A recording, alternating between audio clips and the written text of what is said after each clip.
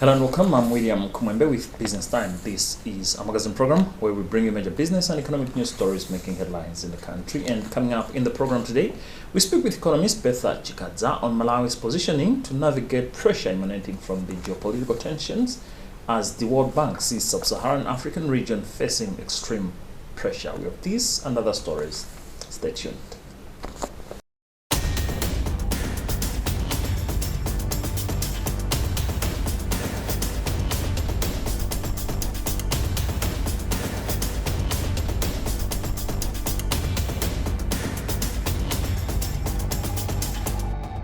Hello and welcome. In our main story in the program today, Malawi, like most African countries, especially in the sub-Saharan region, is facing increasing economic pressure in 2026 as rising global shocks expose vulnerabilities in fiscal position.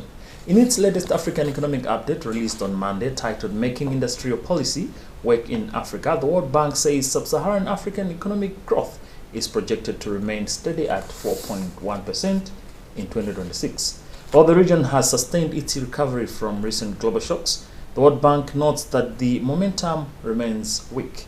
Commenting, Economics Association of Malawi President Bertha Chikadza says the downward revision of the region's growth outlook reflects sub-Saharan Africa's deep vulnerability to global supply chain disruptions. This is the question that Bertha Chikadza posed to Chikadza in as far as what does this mean to Malawi? The revising downwards of growth projections, but also looking at what the World Bank has stated, especially the shocks that are actually affecting Africa, is just a wake-up call for Africa, because it's actually true that Africa is the most vulnerable of all the continents. Africa, when it comes to energy, it produces about, I think, 8%, but actually consumes more than that. And any shock that is happening in the Middle East, especially the war, it's actually affecting the energy that Africa is using in terms of fuel prices and everything. And we've seen rising costs of fuel in almost many of African countries. And this is not this is actually translating in so many costs to households. We are looking at transportation costs, we're looking at production costs, because even when it comes to agriculture, fertilizer will also land expensively, and this, I think, is affecting Africa the most. So when we look at growth is a function of so many things. We are talking of production, and most of African countries are agricultural economies. And the moment we have a war in the Middle East, it means fuel is also landing expensively, it means fertilizer is landing expensively, it means cost of production, even in the agriculture sector, is expensive. And so everything actually squeezes Africa a lot. And I think when we look at the agriculture sector, is going to be affected. So revising growth, I think, is just a plausible thing to do, and I think we agree with the World Bank that this is supposed to be the case. So when we look at this, I think in the Malawian case, we are saying Malawi is one also of the most vulnerable countries, from the structural problems to even these issues that are just coming up. So the cost of fuel, the initial revision was just to, I think it had nothing to do with the war, but now this one, the second one, has everything to do with the war, because now prices of fuel are going up because of the closure of the Strait of Hormuz. And I think for Malawi, this is also something that I think is cutting it deeply, because the moment we see petrol and diesel prices going up, it means everything will go up. Transportation costs have gone up. Everyone is complaining about prices going up. And the moment you raise fuel, it means all other things will be adjusted at the same time. And I think we've seen even the cost of living, going up for Malawians, and even inflation. Even though we are not seeing the part of inflation in the food part, but I think the non-food is also going up. So this is, I think, something that is affecting Malawi a lot, and compounding this with the structural problems that we already have, because we are not even producing a lot. Our growth is already sluggish, I think around 2.5, 2.8. And this year we are thinking that we might go all the way to 4.2. But I think with these problems, it means that we are not going to achieve what we wanted to achieve. I would say the past years we haven't done well in terms of stabilization, because you can see that we have accumulated a lot of debt. And even though most of the debt also compounded, I think, when we devalued the currency by 44%. We started with 25%, then 44%. And I think that also put a lot of pressure on the government, because debt, most of our debt is actually external and then domestic, but the external is in dollars. And the moment we devalue the currency, it means the debt goes up. So that has also actually not given, I think, a good image on the government and the authorities on how they are managing debt. But I think when we look at stability in general, I would say we haven't done well, but we've seen government efforts. Currently, we've seen the government trying to cut expenditure, to cut foreign trips, even to maybe reorganize state-owned enterprises, and also government itself cutting unnecessary expenditure in terms of maybe the wage bill. Those who are not supposed to be there should not be there because the government is losing money. I think those are the things that we needed to see. But also when we are talking about cutting expenditure, cutting borrowing, we've seen even government reducing their appetite, leaving money with the banks and say, okay, we are just borrowing this much. I think that's something that we've been talking about, and we wanted to see government walking the talk, something that we have seen recently. But I think we keep on talking about stabilizing now the exchange rate, the currency, because this is also affecting part of the inflation. Like I said, a lot of inflation in Malawi is imported. You can see that just because we are importing fuel at a higher price, we also had to adjust prices of fuel. And by doing that, we are also putting inflation into the economy. So the imported inflation is also part that needs to stabilize, because if we stabilize the currency, we are not devaluing, we are actually having a stable currency, a strong currency, and we also have enough forex to import whatever we need to import. I think we should be able to stabilize in that way. So we've been calling on the government to look at ways on how we can generate enough forex, maybe consolidate mining revenue, be able to buy from these small-scale miners and consolidate whatever they are bringing, and actually put, a way on how to export formally, so that at least the government should be getting something. And we also talked about, for example, how people always channel money that they're earning outside from the system going outside into the informal or parallel market, because that is also contributing to the problems that we have been facing. Now, the Roads Fund Administration has projected to generate 272 billion kwacha this year alone through fuel levy after 3-year drought. According to RFA Director of Finance Alex Makwanta, the projection gives the fund momentum to return to the bond market. This follows the recent unlocking of fuel levy through the resumption of the automatic price mechanism on fuel prices, which Makwanta said has boosted the market confidence. The RFS has since also seen toll-free revenue growing by nearly 100% rate hike, raking in about 1.8 billion kwacha in the first quarter of the year 2026, representing a 96% growth compared to the same period last year. Kingsley Justice caught up with Jaquanta. Thank you. I think I'll start with the tolling. The M1 faced a lot of challenges because when we started the tolling, immediately, I think 2 months into the implementation, the toll rates were reduced by 40%. Now, when we're arriving at those rates, we had done a feasibility study looking at the costs of of running the toll gates as well as the maintenance of the road. So when this was done, it affected us a lot, because when these reductions were happening, inflation on the other hand was rising, cost of construction was rising, so it was difficult for us to maintain the road as we had initially planned.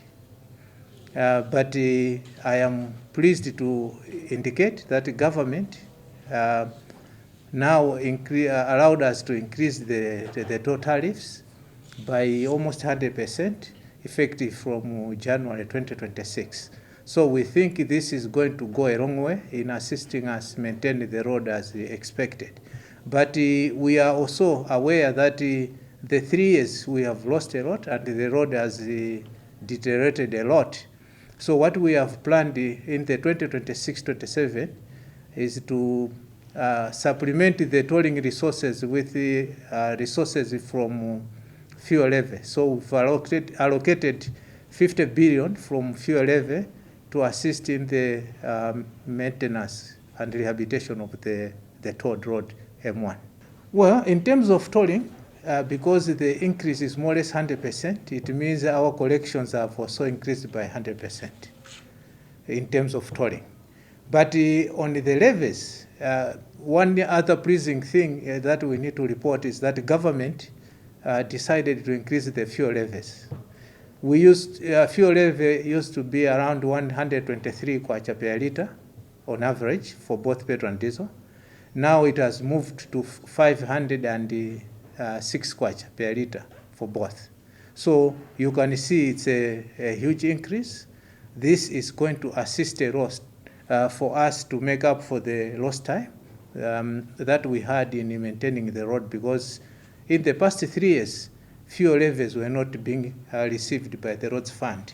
So this is going to assist us a lot to maintain the road network. As you are aware, the road network is currently in a very bad condition. It needs a lot of urgent attention.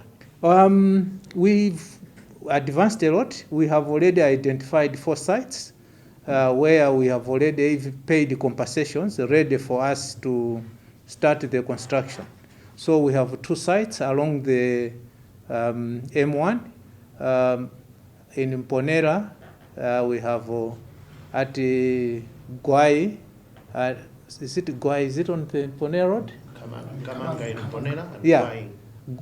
Kamanga and Gwai. The other one is near Kamenya, the other one is near Mponera. And then we have another site on the Lilongwe Salima Road, which we have identified, and then another site, Lilongwe Nchinchi at Chireka. The sentiments from the road users were correct. As I indicated, when we started, the rates were arbitrarily reduced.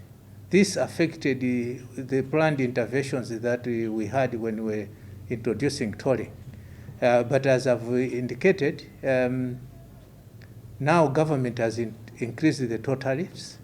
In addition, we know that tolling alone to maintain that road will not be, the resources will not be sufficient. That's why we are allocating resources from fuel levy to supplement whatever we are collecting from tolling. As I indicated, we started tolling without maintaining the road first.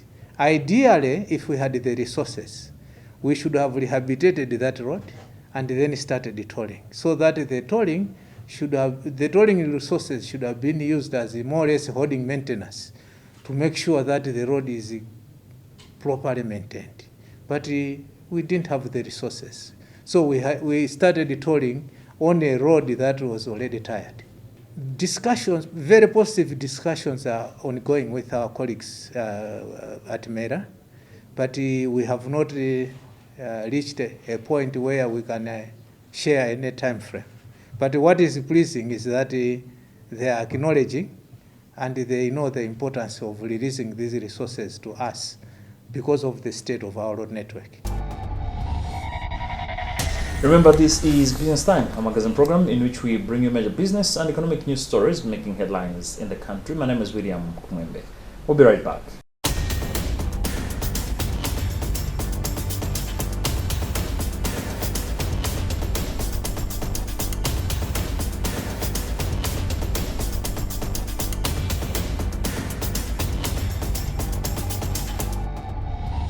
Welcome back. Malawi has been grappling with acute forex shortage for quite some time due to glaring mismatches between imports and exports. The country's gross official reserves collapsed to historic low of $70.3 million, which is about 0.28 months of import cover in August 2005, less than half of what they were at the start of the year. However, the reserves recorded partial recovery by December, according to data published by the Reserve Bank of Malawi in its latest financial and economic review. But what do these figures mean to traders and the economy at large? There's a question journalist Chimumwe Mangazi attempts in this report. Foreign exchange supply challenges have been rocking Malawi for over half a decade now. Recent figures released by the Reserve Bank of Malawi show that the situation has been dire in the past 3 years and more, witnessed by figures released in their recent report. For example, in August 2025, the government had only $70 million in its coffers, representing just about a week of import cover. As at December 2025, there was somewhat an improvement as the figure rose to $110 million. But even that is just about 2 weeks cover. Now, when you take the import cover that is held by the government, that's the gross official reserves, and those that are held by banks and private institutions, to make the total foreign exchange reserves, the figures have been around $500 to $600 million. That in itself is not adequate because Malawi requires about $750 million to have a 3-month import cover, which is the internationally recommended threshold. But the 500 to 600 million that we're talking about is just about 2 months of import cover. What it means is that manufacturing companies like the ones that you see behind me are not able to import strategic commodities for production of various products that they produce when supply is not adequate in the market.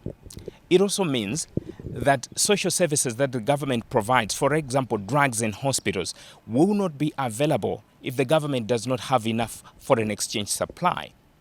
It also means that companies are going to downscale because if they are not importing enough strategic commodities for production of their various products, then they will not need the workforce that they may have at a time when they have enough supply. This all speaks to economic growth. And when that is subdued, it means growth may also be subdued. But what do we need to do to get out of this situation? Where did we get it wrong? These are all million-dollar questions, and they are questions that I put to President of the Economics Association of Malawi, Bertha Chikadza. We've been calling on the government to look at ways on how we can generate enough forex, maybe consolidate mining revenue, be able to buy from these small-scale miners and consolidate whatever they're bringing, and actually put, a way on how to export formally so that at least the government should be getting something. And we also talked about, for example, how people always channel money that they're earning outside from the system going outside into the informal or parallel market, because that is also contributing to the problems that we have been facing. And economist Marvin Banda weighs in his views. You see, when we engage in the ECF, and that is if we are accepted into the program, the amount of money that comes out of those proceedings is minuscule in comparison to the insatiable need for forex that Malawi is currently undergoing. If you remember, the previous ECF was less than 140 million US dollars, and the kicker to it is that they say that it's meant to improve donor confidence. But if you remember, the shifting from donor sentiment is that they are moving towards investment. And so we lose that perceived advantage that we're meant to get in buffering the external capacity to import, or external capacity to be able to import. Now, if we look at the tobacco earnings, you notice that we get around 500 to 600 million dollars annually, and this is only enough for us to be able to spend on the fuel bill, which is also about the same amount annually. And so when we look at tobacco and the IMF in the short term, indeed, then tobacco only offers a buffer in the short term. When all is said and done, what should we expect of foreign exchange supply in the country? The government has said it is taking measures to make sure that they manage foreign exchange revenues. This is what Minister of Finance Joseph Mwanamveka said while presenting the 2026-2027 national budget. Government has put in place strict measures to safeguard foreign exchange and ensure that it is channeled to the formal system. To curb illegal externalization of forex, the bank, this is the Reserve Bank of Malawi, in collaboration with law enforcement agencies, including Malawi Revenue Authority, Financial Intelligence Authority, and the Fiscal Police, have stepped up investigation on suspicious transactions and prosecution of such cases. Mr. Speaker, sir, the bank will also regulate money transfer agencies and operators to mitigate foreign exchange leakage and prevent exchange rate exploitation. In addition, the licensing regime for authorized dealers has also been enhanced to a robust 2-year renewable license issued on the basis of strict compliance requirements. It is imperative for both the government and the private sector to hold hands in generating foreign exchange to replenish the coffers and in the process sustain the small economic gains made in recent months.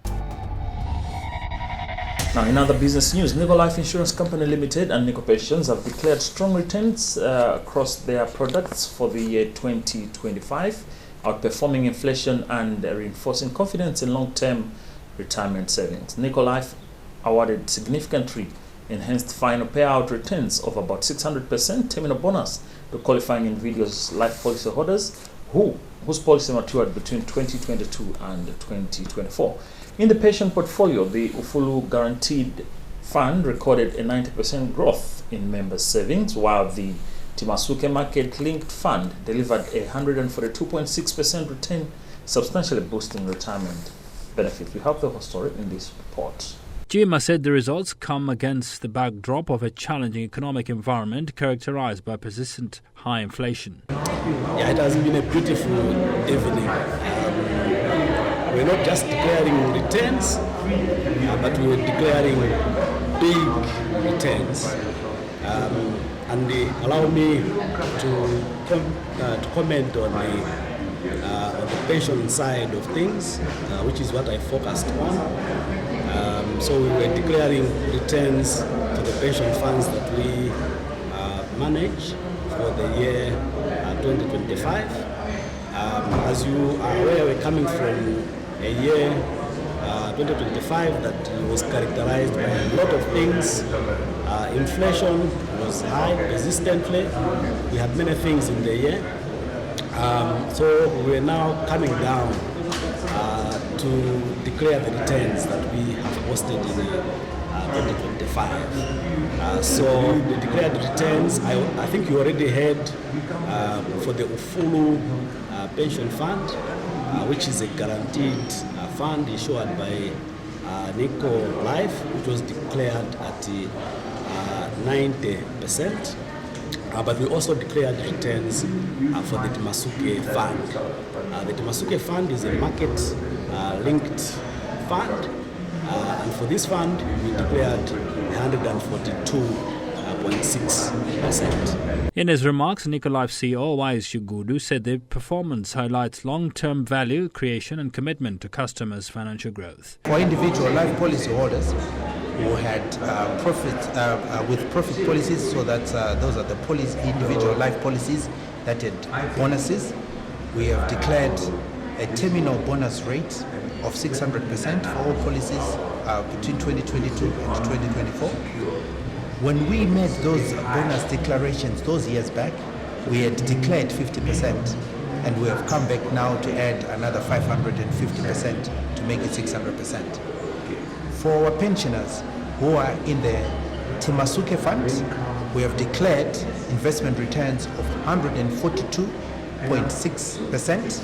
So these are for the Timasuke Fund with Nico Pensions. And for those on the Ufulu Fund, we have declared 90% investment return. When you look at those numbers, inflation in Malawi is only about 24 to 25% at the moment. So we have not only beaten inflation, but we have increased the amount of money in people's pockets. A customer under the Glory annuity, Brian Bobby, described the performance as exceptional, especially in the current economic environment. This is something unprecedented because not something we were expecting. We did hear that Nico as a group had performed very well, but we did not expect us as the pensioners to receive such returns as have been announced this evening. I think for us that have been putting in our funds and invested our pensions within Nico Life, I think this is the return that we were expecting.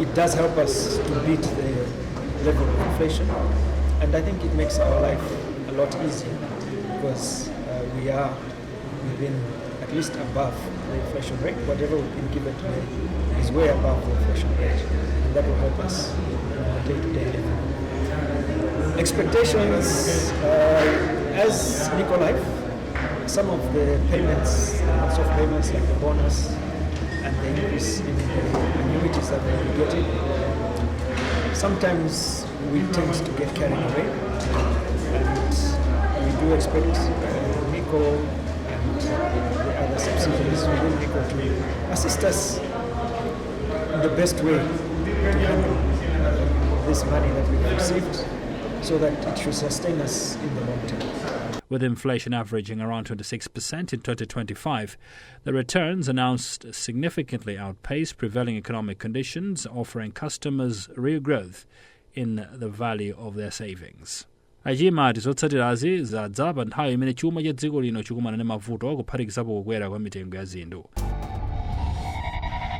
Well, that story also brings us to the end of today's edition of the program Business Time. It is a magazine program in which we bring you major business and economic news stories making headlines in the country. On behalf of the entire production team, thank you for watching. My name is William Kumembe. Always remember, if it doesn't make money, then it doesn't make sense. Stay safe and goodbye for now.